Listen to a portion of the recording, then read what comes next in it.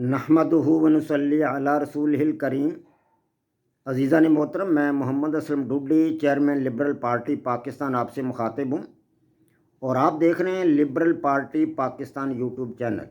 عزیزان محترم، آپ کو پتہ ہے کہ اس چینل کے توسط سے آپ کے سامنے لبرل پارٹی پاکستان کا منشور بیان کیا جاتا ہے اور میں اسی مقصد کے لیے وقتاً فوقتاً آپ کے سامنے اپنے خیالات کا اظہار کرتا رہتا ہوں۔ آج جس موضوع پر آپ کے سامنے گفتگو کروں گا اس کا عنوان میری کتاب جدلیاتی لبرلزم کا ایپیسوڈ نمبر 59 ہے، یعنی ایپیسوڈ نمبر 59۔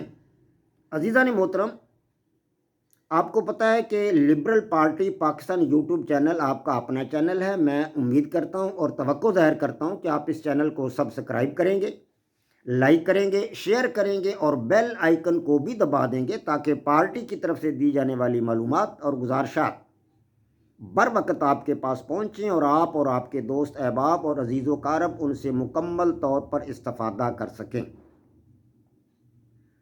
عزیزان محترم، میں اپنی کتاب جدلیاتی لبرلزم ایپیسوڈز کی صورت میں آپ کے سامنے پیش کر رہا ہوں اور اس کے 58 ایپیسوڈ یعنی 58 ایپیسوڈ آپ کے سامنے رکھ چکا ہوں۔ یہ میری کتاب کا تقریباً 1/3 حصہ ہے۔ انشاءاللہ تعالی العزیز میں دھیرے دھیرے گریجولی آپ کے سامنے اپنی پوری کتاب رکھوں گا تاکہ آپ کو پتہ چل سکے کہ لبرلزم کی حقیقت کیا ہے، مغربی لبرلزم کیا ہے اور میرا پیش کردہ جدلیاتی لبرلزم کیا ہے۔ عزیزان محترم، ایپیسوڈ نمبر 58 تک میں آپ کے سامنے یہ بیان کر چکا ہوں کہ مغرب میں مذہب کی گرفت ڈھیلی پڑنے لگی۔ مارٹن لوتھر کی جدید اصلاحات کی وجہ سے وہاں پر جدید رویے فروغ پانے لگے اور مذہب کی حقیقت کو لوگ جو تھے وہ سمجھ گئے اور اس سے وہ آشنا ہو گئے۔ مارٹن لوتھر نے مذہب میں اصلاحات کرنے کے لیے بڑا کام کیا۔ اس کی کوششوں سے مذہبی اصلاحات ہوئیں اور مغرب میں مذہب کے بارے میں جدید رویے فروغ پانے لگے۔ اب لوگوں کے ذہن اس طرف راغب ہونے لگے تھے کہ مادی اشیاء کو سمجھنے کے لیے مذہب کی ضرورت نہیں ہے۔ مادی اشیاء کو سمجھنے کے لیے تجربات اور تصدیق ضروری ہے۔ حواس خمسہ کے ذریعے مشاہدہ ضروری ہے، پھر تجربات ضروری ہیں اور پھر ویریفیکیشن جو ہے وہ ضروری ہے۔ کسی بھی چیز کو سمجھنے کے لیے حواس خمسہ کو استعمال کیا جائے اور تجربات کیے جائیں اور اس کو سمجھا جائے۔ مذہب اس بارے میں کچھ نہیں بتاتا، یعنی مادی اشیاء کی حقیقت کیا ہے مذہب اس بارے میں کچھ نہیں بتاتا۔ اس بات کو اہل مغرب اب جان چکے تھے، سمجھ چکے تھے، اس لیے وہاں پر جدید رویے فروغ پانے لگے۔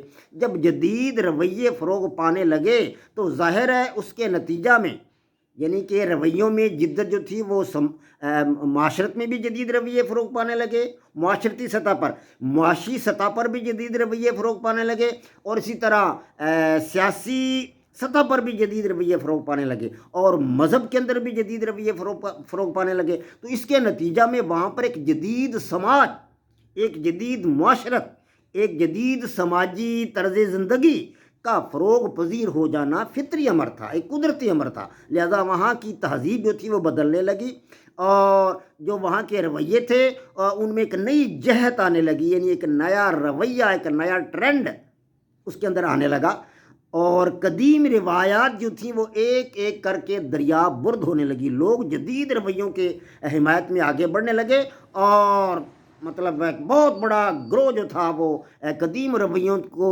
دریا برد کرنے کے لیے تیار ہو چکا تھا۔ تو گویا کہ اس وقت تک وہاں پہ 2 بڑے بڑے گروہ وجود میں آ چکے تھے۔ ایک تو وہ گروہ تھا جو جدید رویوں کا حامی تھا اور جدید رویوں کے ذریعے انقلاب لانا چاہتا تھا، اور ایک گروہ ان لوگوں کا تھا جو قدیم رویوں کے پاسدار تھے، قدیم رویوں کے حامی تھے اور قدیم سماجی رویوں کی بقا کے لیے جدوجہد کر رہے تھے۔ ظاہر ہے جب یہ 2 الگ الگ گروہ وجود میں آ گئے تو ان کے درمیان تصادم کا ہونا ایک فطری امر تھا، ایک قدرتی امر تھا۔ لا محالہ وہاں پر اسی کے نتیجہ میں جنگیں شروع ہو گئی، مذہبی جنگیں، سیاسی جنگیں، معاشرتی جنگیں۔ 200 سال تک اہل مغرب جو تھے وہ جنگوں کی بھٹی میں سلگتے رہے، جنگیں ہوتی رہیں۔ آخر کار کیا ہوا؟ آخر کار انقلابی لوگ جو تھے وہ کروم ویل کی قیادت میں کامیاب ہو گئے، اور انہوں نے جو ایک نئی بادشاہ آپ نے جو حکومت قائم کی اس کا نام انہوں نے دولت مشترکہ رکھا۔ دولت مشترکہ یعنی مشترکہ دولت، مشترکہ حکومت یعنی عوام کی حکومت، جس میں عوام کی نمائندگی ہو، یعنی کسی ایک بادشاہ کی مطلق العنانیت جس میں نہیں تھی، عوام کی شرکت تھی، دولت مشترکہ۔ تو یہ 17ویں صدی کا وسطی زمانہ تھا، یعنی 18ویں صدی نہ 17ویں صدی کا وسط تھا، 17ویں صدی کا وسط تھا۔ تو کروم ویل کی قیادت میں وہاں پہ ایک نئی حکومت قائم ہو گئی، اور جو تھے قدیم رویوں کے حامی لوگ جو تھے وہ شکست فاش کھا گئے۔ اب جدید رویے وہاں پہ فروغ پذیر ہو رہے تھے، مذہب کے بارے میں جو منافرت اور جو مطلب ہے فرقہ واریت تھی وہ رویے دم توڑ رہے تھے، اور باقی جو قدیم رویے جس قدر بھی تھے قدیم رویے وہ سارے کے سارے ایک ایک کر کے ان کا کلا کما ہو رہا تھا، اور جدیدیت پسندی وہاں پہ فروغ پذیر ہو گئی۔ اس کے نتیجہ میں جب کروم ویل برسر اقتدار آیا تو چارلس اول جو کہ ایک مطلق العنان بادشاہ تھا برطانیہ میں، وہ شکست فاش کھا گیا اور اس کو عوام نے قتل کر دیا۔ چارلس اول کو 1649 میں چارلس اول کا قتل ہوا، اور کروم ویل اور اس کے ساتھی جو تھے وہ برسر اقتدار آ گئے۔ اب جدید سماجی رویے جو تھے وہ احیاء پذیر تھے، اور قدیم سماجی رویوں کی بقا کی جنگ لڑنے والے جو تھے وہ شکست فاش کھا چکے تھے۔ لیکن اس کے ساتھ ساتھ 1660 میں چارلس دوم دوبارہ اقتدار پر قبضہ کرنے میں کامیاب ہو گیا، لیکن جنگ جاری رہی۔ انقلابیوں کی جنگ جو تھی وہ قدیم رویوں کے حامل جو لوگ تھے، یا قدیم رویوں کو جو لوگ نافذ کرنا چاہتے تھے، ان کی بقا کے لیے جنگ لڑنا چاہتے تھے، ان کے ساتھ وہ مقابلہ کرتے رہے، انقلابی لوگ لڑتے رہے، جنگ ہوتی رہی۔ آخر کار جو تھا مطلب جمہوریت کی جو یہ جلائی ہوئی شمع تھی، جس کو ان لوگوں نے اپنے خون سے روشن کیا تھا، یعنی کہ کوپرنیکس نے، مارٹن لوتھر نے، Francis Bacon, Rene Descartes, Jones Kepler, Galileo Galilei اور ولیم ہاروے، ان لوگوں کی جو جمہوریت کے لیے جلائی ہوئی شمع تھی وہ روشن تھی، اور لوگ جوک در جوک اس گروہ میں شامل ہو رہے تھے۔ آخر کار بادشاہ مجبور ہو گیا اور اس نے پارلیمنٹ کی برتری کو تسلیم کر لیا۔